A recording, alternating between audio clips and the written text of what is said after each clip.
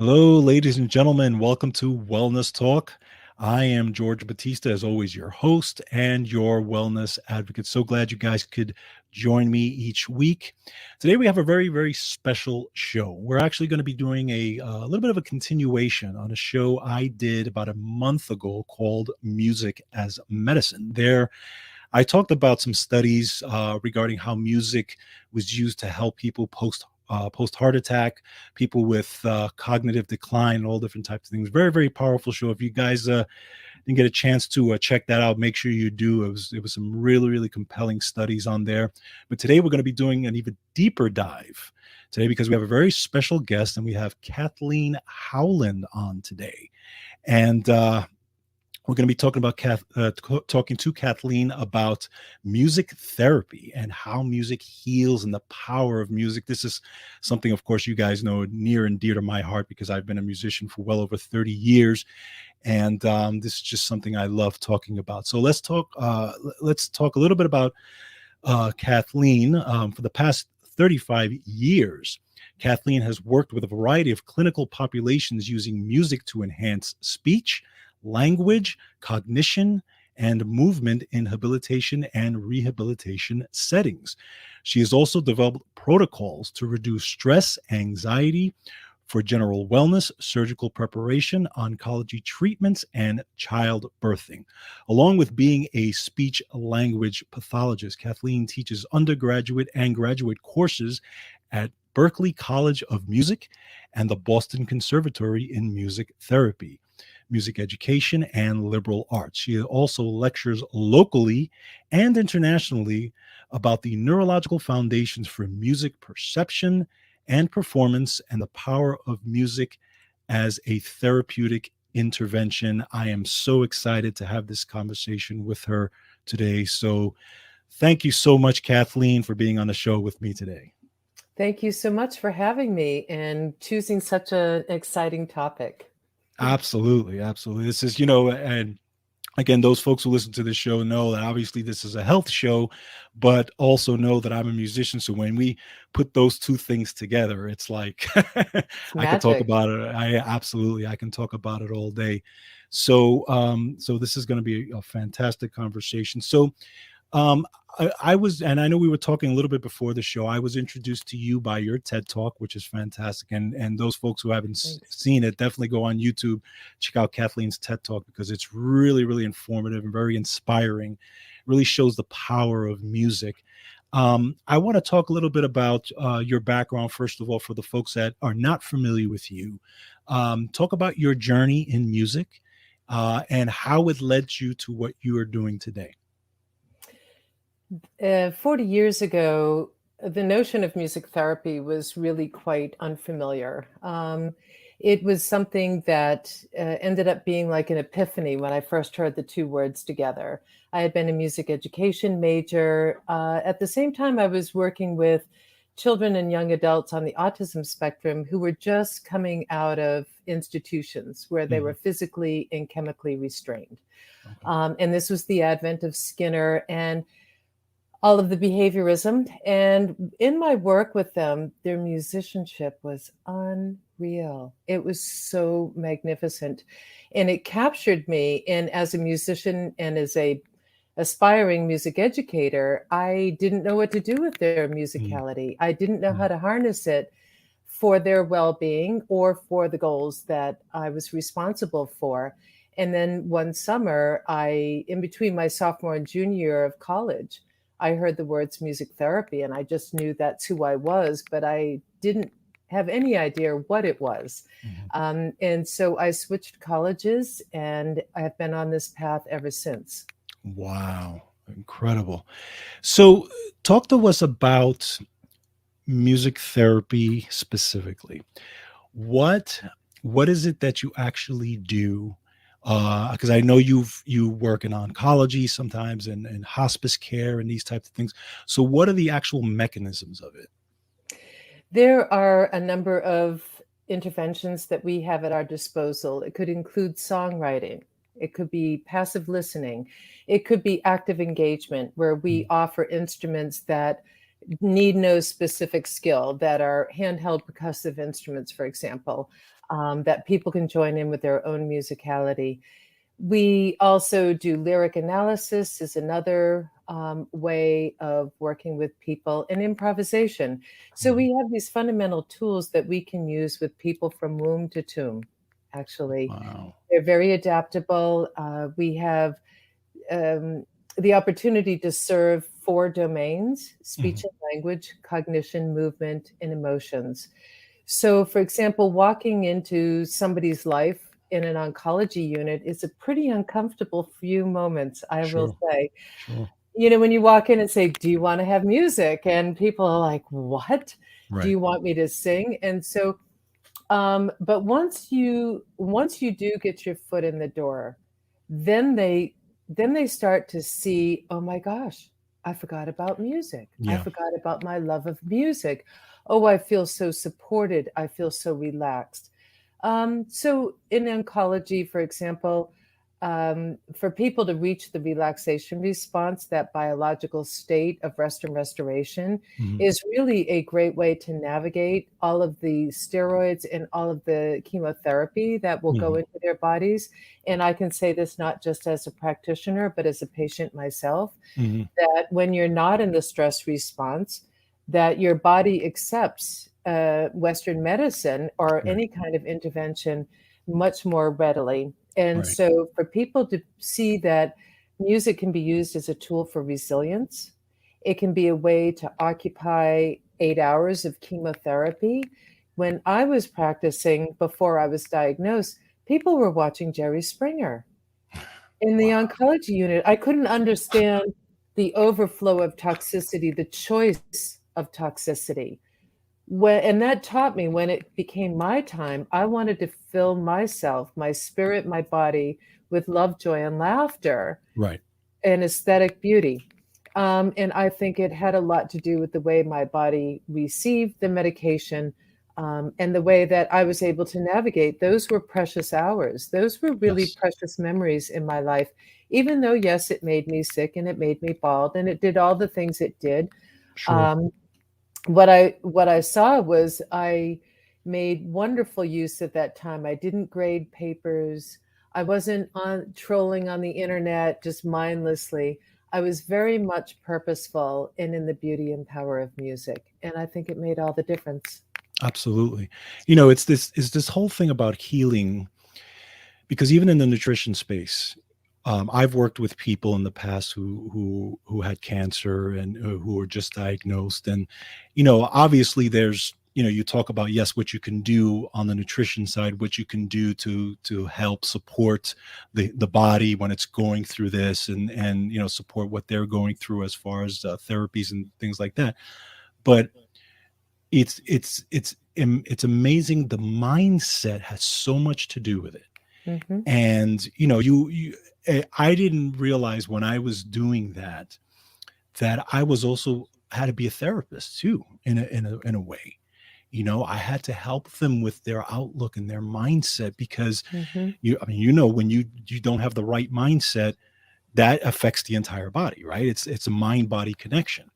And now seeing music as part of this also, and it makes so much sense Hmm. in terms of not only helping with recovery, helping when you're going through this. I mean, it really, really is this healing thing. And I think people, um, folks, again, the folks that I've worked with who have gone through this, they automatically kind of, they're, they go into this apathy. Obviously there's this denial, there's this apathy, there's this whole thing. And then then actually and I'm sure and then you kind of come to terms with it and say, okay, what can I do now? What do I need to do to get past this?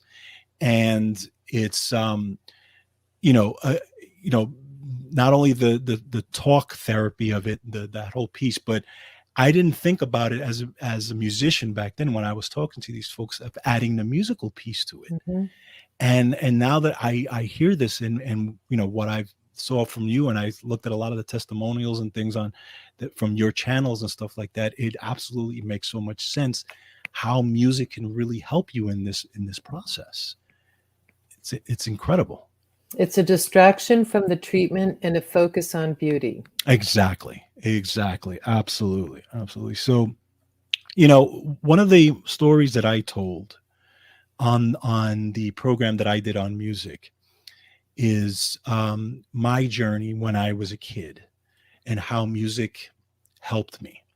So, and I'm an open book on my show. I'm pretty open about my when I was younger, and you know, I'm a child of divorce, and my parents had a particularly nasty divorce when I was maybe about 8 years old or something like that.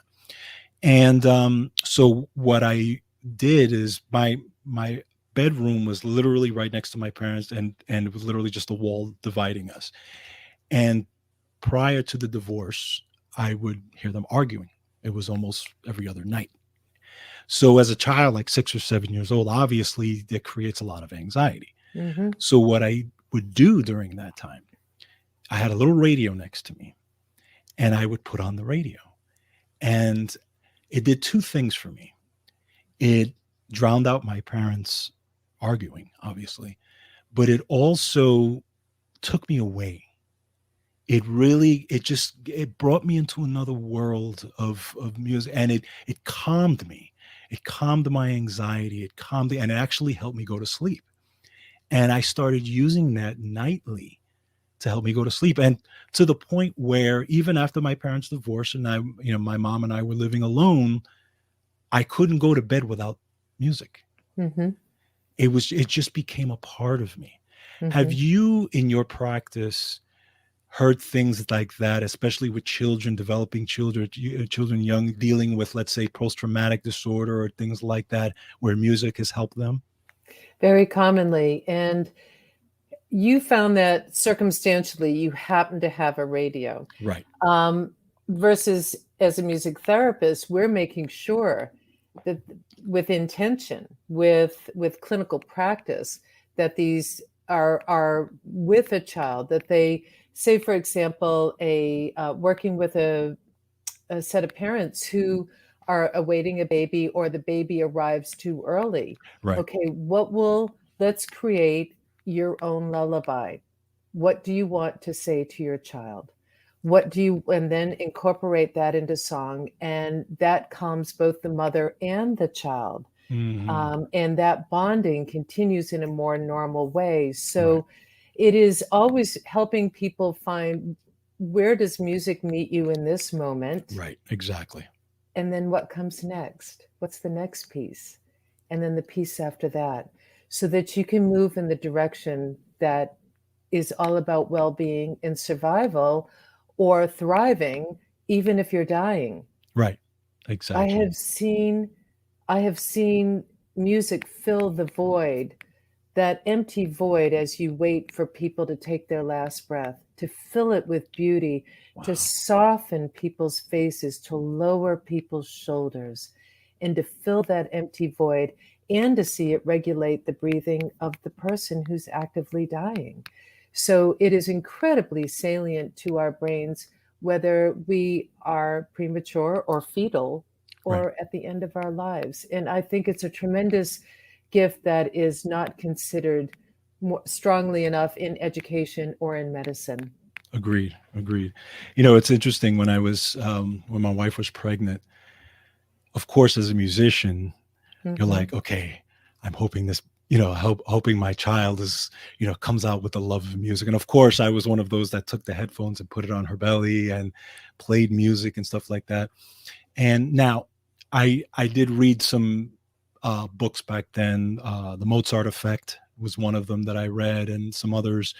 But I'm just I always wondered if that did make a difference, because now my just so you know that now my daughter's 16. She does love music, and I think a lot of it is because she saw her dad playing and her dad loving it, and she got into it. And she Hmm. actually, I even she did a project for school, and she had to draw. I forget what the project was called, but her drawing was of a snowman. It was very interesting. Her drawing was of a snowman with headphones on, and there was all this stuff around the snowman, crazy things happening, but the snowman was just there with a smile and headphones.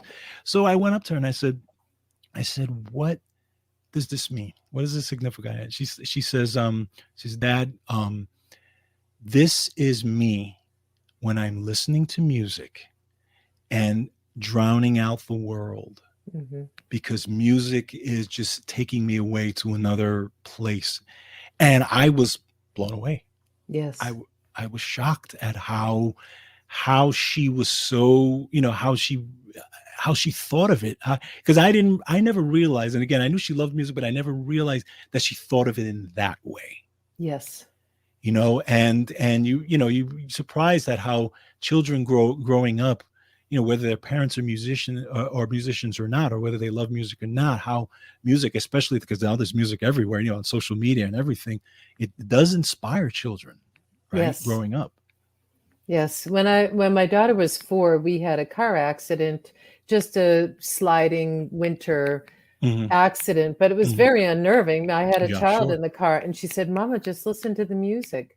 Just look at that. Listen Look at that. Which is wonderful. It's incredible. Wow. Yeah. So I wanted to get into so you have one of the things that I have found that's very interesting to me is music, how it affects people who are going through cognitive decline, dementia, Alzheimer's. Now, I've seen it, and I'm not a neuroscientist or anything like that, so I don't know all the mechanisms to this, but I've always been interested in that whole piece of how a person who's going through that cannot recognize a loved one, but will know every lyric to the song. Or will know, or even the musicians know how to play the song. Examples like Glenn Campbell, who went through that, couldn't recognize his own kids, but yet he would be on stage playing the song perfectly. With his children. Yeah, no, absolutely. Tony Bennett is going through that now. Do you know, or can you explain a little bit about the brain and the mechanism and how that works? Well, that's a very big topic. So let's take a look at your average person, for example, a non-musician. And then we'll talk about how perhaps being a musician can be neuroprotective to cognitive decline. Absolutely. So for people, especially those that in Vivek Murthy's brilliant book, called Together, showed us the cost of social isolation in terms of cognition. So just living alone increases our risk for dementia by 40%. Wow. And it's a lack of stimulation. It's a lack of cognitive engagement. So you think about, say, elders doing find a word versus actually doing a crossword puzzle. The cognitive demands are vastly different. And one of the best things that you can do is listen to music, but not just music but really going through the CDs or LPs or whatever you have, or technology if you feel comfortable, in exploring music. Like if you can take a favorite song and put it into Pandora, now you're going to let the algorithm give you the breadth of that. So it's having an adventurous spirit a little bit, or having an adventurous spirit that's encouraged. But listening to music alone can be cognitively stimulating. And in some very interesting studies from Finland showing that after a stroke, people did better when they were and had better recoveries when they were listening to music daily. And I think, and there's nothing in science to say this is true, but across science and across my experience, I think that what music does in its orderedness is help order brain function. So rhythm being very, very fundamental, patterns that are redundant and that vary, but they're recognizable. This is so different. And then, of course, there's the emotional salience of it, which can give you jolts of joy that can motivate you and have you engaged. So I think listening to music for non-musicians is really important in cognitive decline, and should be considered as a daily dosing. Like especially at times when they might be inclined to nap. because cognitive decline is, you also see people napping because they're bored. They're Right. not engaged. Right. So when they're napping several times a day, those are the times a day that music should be put on. And it should avoid the naps. Now, naps are very, very healthy, but not frequent napping, and particularly due to boredom. Mhm. So then we can look at Glenn and Tony. And I met with Glenn's family when they came to town to debut the movie, Mhm. I'll Be Me, Mhm. with NIH researchers in Boston. And it's amazing to me what the researchers miss. They'll keep saying, well, he's still playing because he's talented. And I'm saying, oh, Lord, no. Yeah, he's still playing because he has thick neural networks that were developed over years Mm. and decades of playing. And when Alzheimer's came a calling, it's like chipping away at marble. Okay. And Glenn was symptomatic for a decade before he was diagnosed. So I remember talking with his daughter. He started being symptomatic when she was 16, 17. She was 27 when he was diagnosed, Mhm. and continued to persist at mid-stage Alzheimer's for over a year. So what I think we can say is that being a musician and actually being a college professor is neuroprotective. We have thick neural circuits that are practiced over every semester. We get to practice what we Right. know again and Right. to extend it. And so you're looking at neuroprotectiveness. You can look at the opposite of neuro unprotectiveness in the high incidence of Alzheimer's in people with Down syndrome.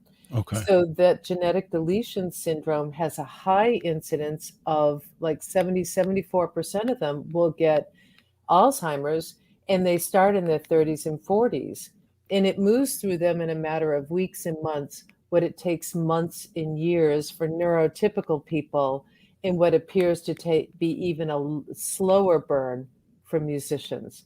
Wow. This was my hypothesis with Glenn. And then when Tony came out, it was like, okay, now we're on to something. Right. Right. I Right. think Right. we're on to something. And when I looked at other research about occupational incidences of Alzheimer's, those like professors have low incidence, again, because I think of the thick neural networks, and it Mhm. just takes longer for the Alzheimer's pathology to chip away at it. Interesting. Interesting. Yeah. See, that's an interesting take on that. And Because here's now, another, oh, yeah. Go ahead. No, go sorry. ahead. Here's another point, that there are lots of studies that show training adults to play piano, And I was going to for ask you about that. example, Yeah. increased brain matter. So we Mhm. can see density given to that training. Right. But like any of us who've tried to, especially piano, to learn as an adult, it's just a gosh darn difficult thing to Yeah. do. Yes. Very true. Very true, because the developmental window that makes that easier has closed to make it easier to do two different things with two hands, to have that type of coordination going on. That window has closed. So, what I think would be much more sustainable is actually to teach children K to 12 fundamental piano skills that they can use for their life, rather than trying to train elders, or for elders to train in music, not to choose such a difficult instrument, but Okay. then to go to ukulele. Oh, Ukulele is very easy to play, and as you know, you learn 3 chords, 500 songs. You right. learn 4 Exactly. chords, 1,500 songs. Very true. Very And true. and you see that now in senior centers, lots and lots of opportunities to learn and play the instrument, and it also puts them not only in a cognitively engaging task, but a socially rewarding experience in community. Absolutely. Well, and that's it makes sense also because and you're right, because when you're, whether it's you're in a band or whether you're in an orchestra or whatever it is, you're learning to work with the rest of the group. You're Mhm. learning to or you're leading. You're learning to lead. You're learning to become a leader of that orchestra or that band or whatever it is. And that's actually igniting another part of you, as far as, oh, okay, now that whether it's the confidence part or whatever it is, yeah, now I can actually lead a band, and that type of thing, because it makes so much sense. um One thing I wanted to ask you was, so if you're teaching, let's say we're teaching K through 12 piano, or that type of thing, have they done really long-term studies on, if they've taken it up at that point and then looked at them when they got older, to see if there's a difference, or is there less cognitive decline because they learned it at that time? But those type of longitudinal studies really can't be done. Okay. They're just too expensive. The Okay. attrition is too much. Right. But there have been studies that look retrospectively, and part of that is trying to estimate how many hours you practice, like George, how many hours Mm. if you played music. It would be very, very difficult because it waxes and wanes through life, That's as true. we know, Right. and how much people practice and how truthful they're being about what they practice. These are difficult. So Very there are true. a lot of studies that look at musicians versus non-musicians. And now, because of a certain type of neuroimaging equipment, we can see the difference between singers and instrumentalists. One of the series of studies that I love shows that people who age with hearing loss also have an increased risk of dementia by 40% just because of hearing loss. Again, a lack of stimulation to the brain. Sure. But for those who, if you and I had equal hearing loss profiles, Mm. but one was a musician and one wasn't, the musician is going to hear a signal in noise better than a non-musician. In other words, being able to make better use of the hearing that they have because of their music training, even if they haven't played since high school. Wow. Because they learned to play music at a very formative age in brain development, Mm. they have these long-lasting benefits. And this is the brilliant work of Nina Kraus at Northwestern University. I find that stunning. That is unbelievable. Wow, I didn't know that. That's incredible. That And is. now Frank Russo has been looking at training people who are non-musicians in music Mhm. so that they gain that benefit, and seeing that they are able to gain that benefit. So they're training in singing and ear training type exercise like you Right. would have at a College of Music, Right. and finding that's improving their ability, because as soon as they start to have a hearing disorder, it makes going out into uh, social gatherings very difficult. They can't hear. Sure. Their hearing aids only make that worse. So they tend to socially isolate. And remember, I also said that social isolation Yeah. increases the risk for dementia. Hearing loss increases the risk for dementia.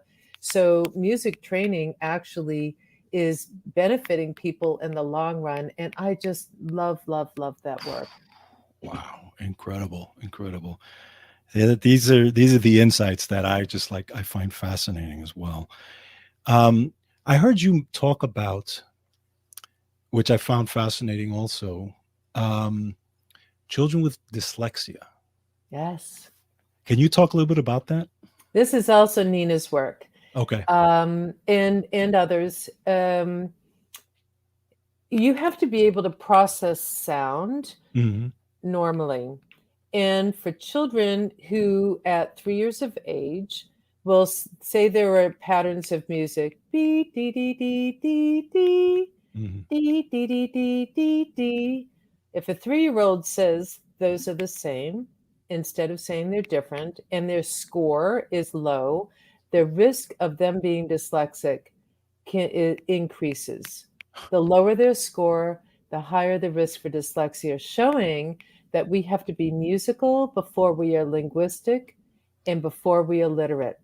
So there's a biomarker now. We can look at a simple screening of 3-year-olds, and start to look at what their capacity will be for learning to read, because we know that, say, 40% of people incarcerated are dyslexic and 90% are illiterate. Right, right, right. That by not being able to read because of conventional school systems, they don't have access to the kingdom of knowledge and inspiration. Right, exactly. And so we are not yet to the place to say what would remediate that finding, because this is all relatively new, but assuredly it will be to put them into an early childhood music class. Right. Absolutely. Wow. Incredible. Isn't Incredible. that beautiful? Yeah, it's Oh, unbelievable. here's another one I think you'll really like. Absolutely. The work of Kathleen in Mhm. Germany has been collecting children's vocalizations, their cooings at 2 to 4 months of age. And they are actually, music students will take dictation, because children vocalize in noticeable musical intervals.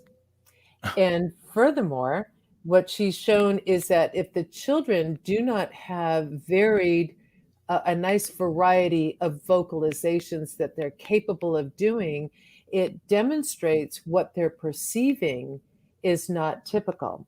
And Oh. so by looking at the vocalizations of children at 2 to 4 months of age, you can predict those that will have a language delay at age 2. Because they're not, in this way, they're demonstrating to us what they're perceiving, what they're hearing, and they're demonstrating to us that it's constrained. That's incredible. That's It's incredible. beautiful, That's beautiful yeah. work. That's unbelievable. I love the fact that they're actually even doing this. They're seeing this and doing this work, Mhm. because wow. I have a happy research dance that I do, and I did that for days after reading both of these series of studies. Yes. Wow. It's interesting. For me, my my mother used to tell me, because my father's side of the family was very musical. They all played some instruments at some point, whether it's piano or congas or whatever. And I had an uncle who was very, very good, gifted piano player, but he's got a very good ear for music. Mhm. So my mother used to tell me that when I was a child, there we had a washing machine in the kitchen, and it would go through this cycle, so it would make a rhythm. And I would walk over to it, and I would actually just stand there and just bob to the to the cycle of the washing machine. Yeah. And I used to do this constantly. And she said that she always said, he's going to do something in music. I just have this feeling that he's going to do something in music. And the funny thing is that she ended up putting me in piano lessons. I played piano probably for about a year, where I was starting to play with two hands. I was getting good, but as a kid, you kind of get bored with it sometimes, and it's like, okay, whatever. And I stopped. But then I ended up picking up the drums later on. But what I found for me was that music was easy. It was very easy for me to pick up, to learn, and I found that, and there was a lot of jokes in the bands, and when we played, that for me, when I was able to have this pitch, like I knew the notes, I knew the pitch, I knew the songs, and it's one of those things, I could hear the song once and I would know it. Mhm. And and I'm like, I can't remember to take out the garbage, but I can remember the song perfectly, and I always said to myself, there had to be through my father's side, because my uncle is that way and I'm that way, Mhm. but some of the musicians I played with will marvel at that, because they didn't have that, even if they're actually bass players or guitar players, but the drummer, for whatever reason, knew the pitch and knew the notes and knew the songs. Right, right. It's just one of those interesting things, how how you have this gift, and it seems to be heightened. That for me, I felt that it was very heightened even as a kid. Now all I had to do was kind of develop it as I got older. Yeah, I think talent is actually a myth. Mhm. I really do. I think, like any other human trait, it's normally distributed. There are those with above average aptitude, Right. capacity, average, below average.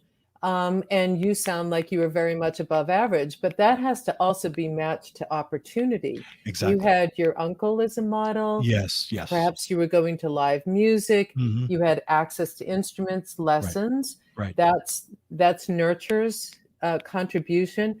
But then there's that other piece that's grit.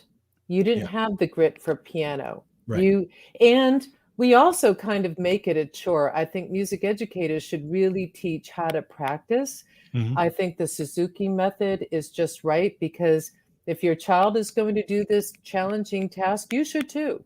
Right. So I studied violin when my daughter chose it, and it was hard, Yeah. but I did it so that we played together. We did duets. I played her something, she played me something, and that's really important. It's an opportunity to teach grit. It's an Yes. opportunity to tell people to incentivize it, to use your own music for relaxation. Like, play me something you love. It's hard to do the woodshedding. It's hard to Mhm. go over and over that same passage. Right. So making sure that you play music you love. And in fact, there was a elegant study from a German conservatory of music looking at three tiers of violinists, the very Mhm. best, the next best, and then the third group. And what they found was the top two groups played informally, which meant they jammed or they played the things that they loved. They Mhm. did that more than the third group. Right. So it's important to keep the love there. It's important to have a teacher who cares for the child, who cares for the music, who's Yes. not just phoning it in. And I deeply, deeply resent movies like Coda and Whiplash that show Oh yeah. music education as a brutalist and brutal profession. I don't Mm. think it's that at all.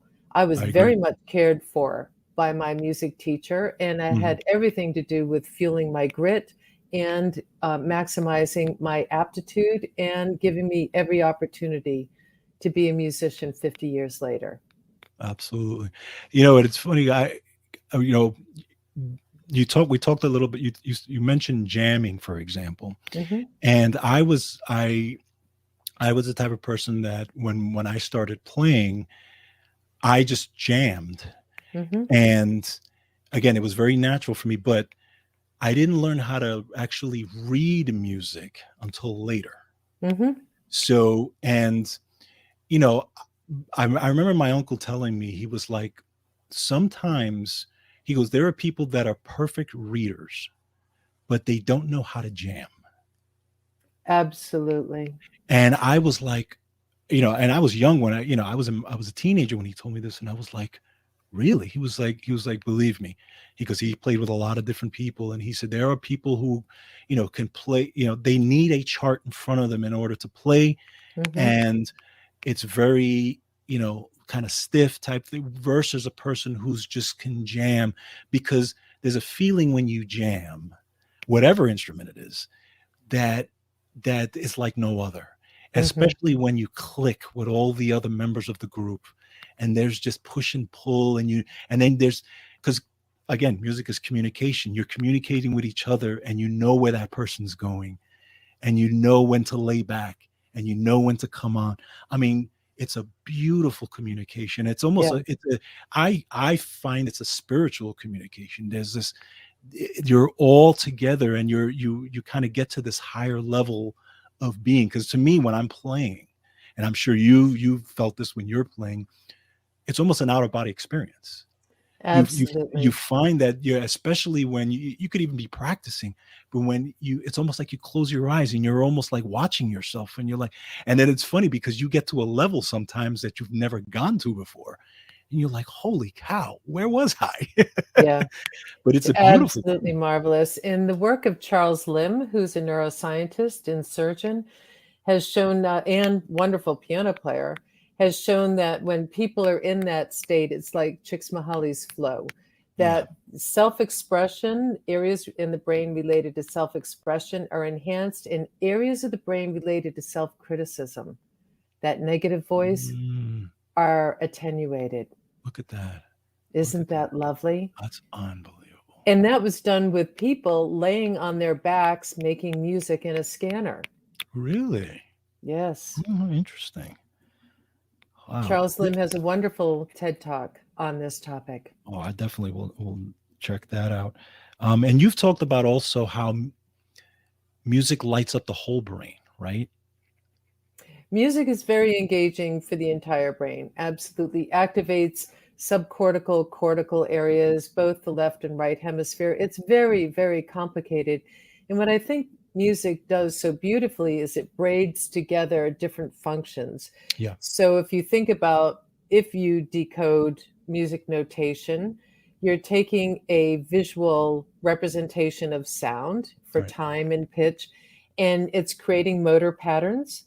So then that visual is connected and braided with the motor system, Mhm. which is then braided into the auditory system. You're predicting what that pitch is going to sound like, and you're assessing what that pitch did sound like. Was that a little flat? Was it a little Yeah.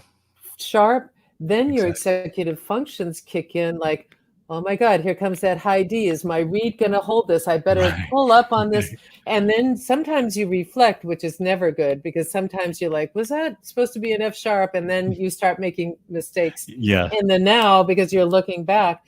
So it really does involve so many areas. And it's not that they're separate islands, but that they're Mhm. braided together with really thick circuits to allow this work to flow as easily as it does.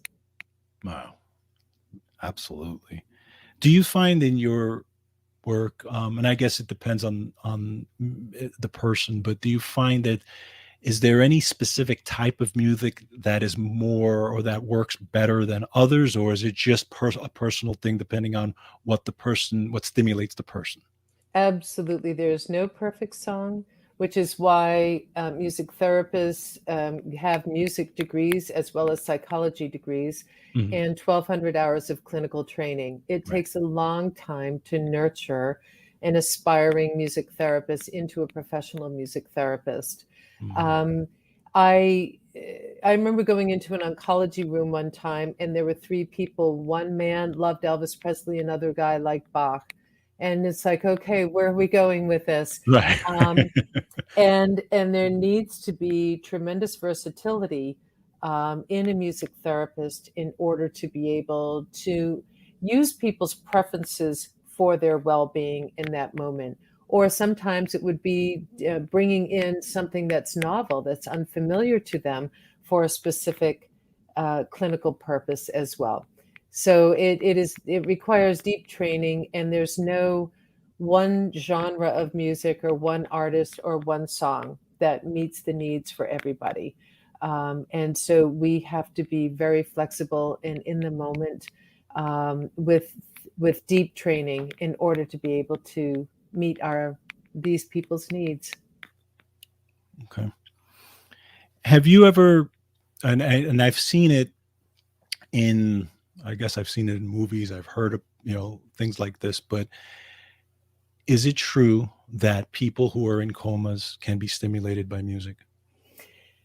Oh, that's such an important question. I wanted to do my master's work in coma, and my professors wisely said, no, no, no, because it's such a vulnerable Oh, okay. population.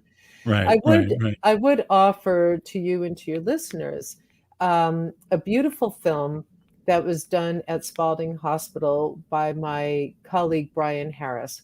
Mhm. And what he did was a traditional sensory stimulation program has you clapping, yelling somebody's name, trying to get them to orient to you. Right.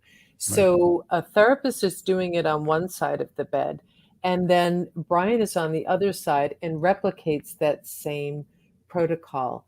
And they see no reaction from this young man who had an anoxic event following a drug overdose. Oh, wow. Brian starts to create a simple pattern in music. It could have been something as simple as loo, loo, loo, loo, loo, loo, loo, loo, loo, loo. And then he would have done what's called an expectancy violation. He interrupted the pattern in an awkward place. Loo, loo, loo, loo. And Okay. it's very compelling to want to finish that. And Right. what they witnessed was a full body turn toward Brian and a vocalization in the timing of the missing element. No way. Yes, way. Wow. So I've always found the traditional and conventional sensory stimulation program to be noxious.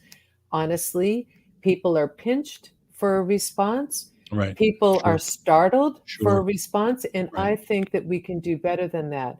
So our brain is a pattern perceiving organ. And when we give them a pattern and we interrupt it, then we can see what's possible. So not all people in comas can do this, but as we assess them along their path, we can identify using music the potential for further treatment. That young man had been diagnosed as vegetative at that time, Mhm, meaning mhm. just brainstem level functioning. Right. But when they saw that type of reaction, now he merited more rehabilitative services, as he should. Wow. That is unbelievable. So until there's a music therapist assessment that's done properly and over time, Mhm.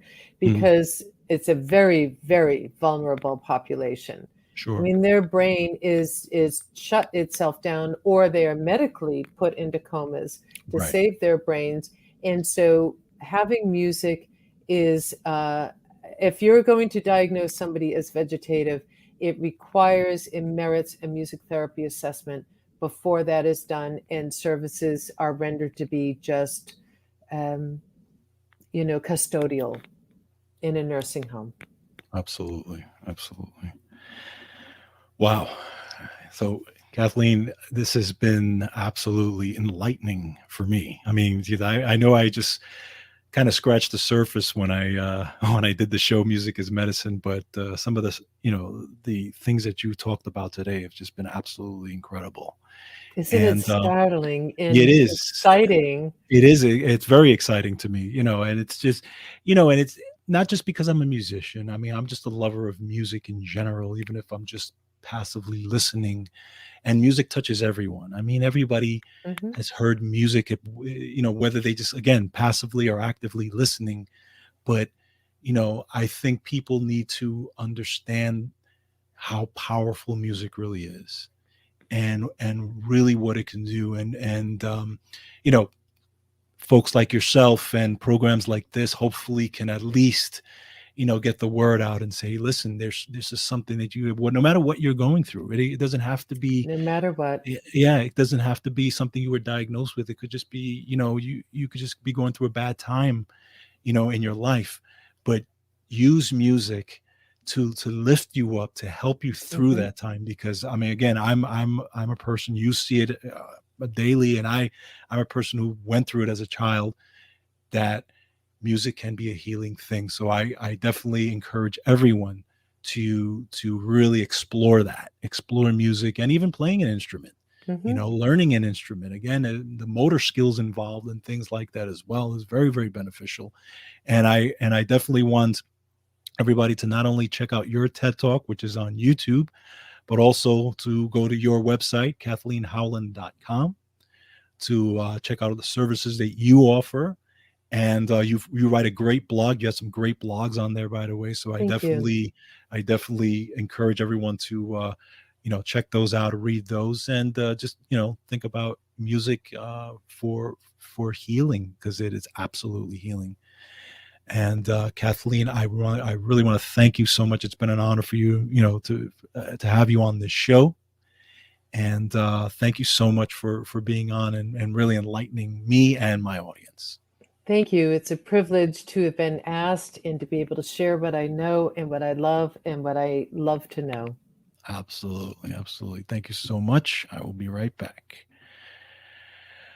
All right, guys. So that was Kathleen Howland. I hope you really got a lot out of that, because it's just incredible information that she offers. And again, just check out her site, check out her TED Talk, and again, explore music, and the power of music. So I want to thank you guys for joining me. Make sure you guys take care of yourselves. Make sure you guys take care of each other. And don't forget, as always, control your health. Have a great day.